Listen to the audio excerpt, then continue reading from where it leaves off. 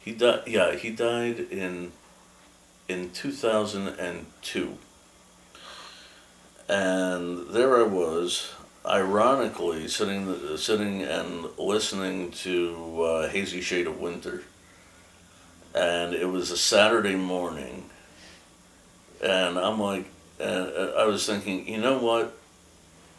I don't want to be stuck without any type of profession. And everybody that I've ever met has said that I should go to law school. And I wanted to go to law school when I was a kid. So I took out my credit card. I went to the LSDAS website and signed up for the LSAT exam and the LSDAS file compilation service. Um, and I scheduled myself for the December bar exam. Not bar exam, the December LSAT. LSAT, because that was the last one that would be acceptable for being accepted into law school for the 2003 semester. So where did you end up going to law school? Well, I had a lot of offers based on my LSAT score and based on the fact that I graduated. You already had a graduate degree. Oh, I already had a graduate degree, and my undergrad average from Manhattan College was 3.87. So all those things, I received scholarship offers from University of Michigan. I received scholarship offers from Thomas Jefferson Law School in San Diego. I received a full scholarship offer from Coastal Florida Law School down in Jacksonville, and all that. But I wanted to stay in New York. I wanted to stay with my family, so I applied to New York Law School, and that is where I went for 4 years as an evening student. Oh.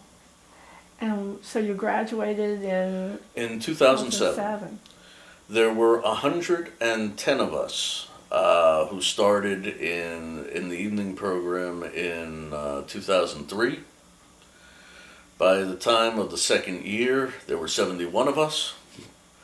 By the time I graduated, there were about 25 of us. And what area of law were you interested in going into? Well, after I had a great professor for criminal law, and he just inspired me. His name is Bob Blecker, and he's actually a very well-known kind of guy. He was a very impassioned speaker. We had great dialogues, in the classroom and all of that. That I really became enthusiastic about criminal law. And I ended up as a judicial intern with Judge Corriero. How long did you work for Judge Corriero? I worked for Judge Corriero for 1 semester, for the fall of 2005. And then what did you do? Well, then I went back to being a full-time student. Working with Corriero was a great experience. Especially, it was unique for 2 reasons. First of all, it was the juvenile justice part. So we dealt, for the most part, with youthful offenders and youthful offender adjudication. The second thing was that I had the view from behind the bench. And that is a beautiful view. Let me tell you, when you're not the one arguing, it is a beautiful view from behind the bench. Well, I'm going to move it on a little bit. What did you end up doing after you graduated law school? Right. Well, after I graduated law school, I was looking for a job at the same time that I was compiling my data for bar admission. And I had some really bizarre interviews. One was at the law firm of Harmon, Linder, and Rogowski. I met with Ira Rogowski, a guy with a massage table in his office. And he had files all the way up to the ceiling. Well, what were you looking for? Did you want to go I into was a large firm, and then what kind of law practice did you want to do? essentially I was looking for anything at that point. This was a slip and fall firm, and yeah, I mean, I wanted to. I wanted to. My original idea was to become an ADA. I met with Mike Fistel at the ADA's office, and he gave me some advice. But the ADA's office was somewhat tight, especially since, I didn't write anything for law review. I wasn't on the law review or anything like that. And, those are the type of things that they're looking for really when they're looking for, new lawyers. Yeah, so I did apply to the Manhattan DA's office. No real response. I applied to a couple of judges for clerk positions. I got very nice no thank yous. So that went on for about a year. Now, about 2 days after I took the bar exam, I met with a friend of the family. He's a partner in a law firm, Ceylon, Marrow, Dykeman, Newman, and Brody, Stu Newman. And we met for an informational interview. He said he didn't have any positions at his firm at that time. But we discussed things. We discussed intellectual property. It turns out that we knew a couple of the same people when it came to corporate law.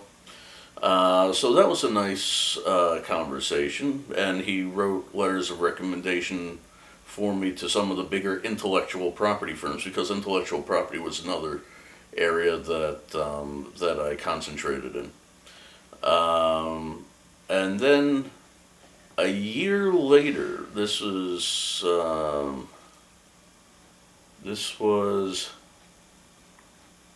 June of 2008.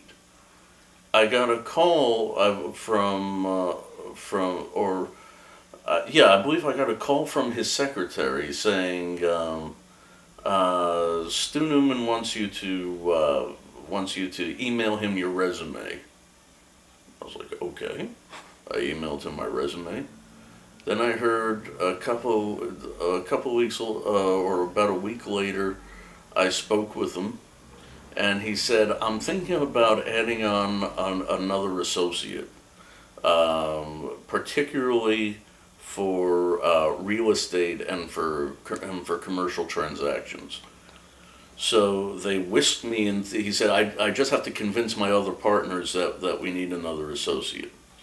So I went back down to Ceylon Marrow. He whisked me into his office, all hush-hush, door closed, and he brought in his other partner, who was the head of the residential real estate division of the firm, Lou Brody, and I met with the both of them, and at the end of the interview, he said, we'd like to offer you a job. Well, actually, there were two interviews. One was in June, the other came in July, and it was at the end of that interview, the second interview, that they called me back. Actually, the first thing he said was, we'd like to offer you a job. So I became a transactional associate for corporate transactions as well as real estate transactions. And that's what I did for mingling in a little bit of, it was an unfortunate thing, mingling in some litigation in there. Because Lou Brody, when I asked if I would be, because I was actually trained at New York Law School to draft litigation papers. So I asked Lou Brody if I'd be involved with any litigation. He said, we have enough litigators. He said, if you want to do litigation, there are plenty of other law firms out there. So I was like, okay. I was like, that's fine. So I was involved in corporate transactions and real estate transactions. And it's funny, by my third day over there, I was already meeting with clients in the real estate realm, and I did that for 8 months, and then the bottom fell out of the stock market, and all the partners were scrambling for their 401ks, and they fired half the staff. I was one of the half. They fired half their secretaries, they fired half their associates, they fired, I think, just about all the paralegals. So yeah. So that was 2008. In 2000, I was looking for work, and collecting unemployment. And then in 2010, I said, you know what? I'm going to have to make my own opportunity in this. And that's when I founded the Spett law firm. And I've had some successes. I've taken on some litigation pro bono. I saved an elderly woman and her profoundly disabled daughter from being evicted from their apartment on 142nd Street. I was involved in defending against in representing a defendant in a predatory mortgage case. So I had some successes there. I put in a lot of pro bono time. Mostly in real estate issues? In real estate litigation, yeah. And also on the transactional side, I put together a restaurant in Yonkers, that type of thing, because I was used to one of the big things that we did at Ceylon Marrow. One of our big clients was a restaurant group, so I was already used to the whole restaurant thing. So. And your office is in Manhattan? Yes, my office is at 380 Lexington Avenue. And you still live here in Riverdale? Yes, I do. Right.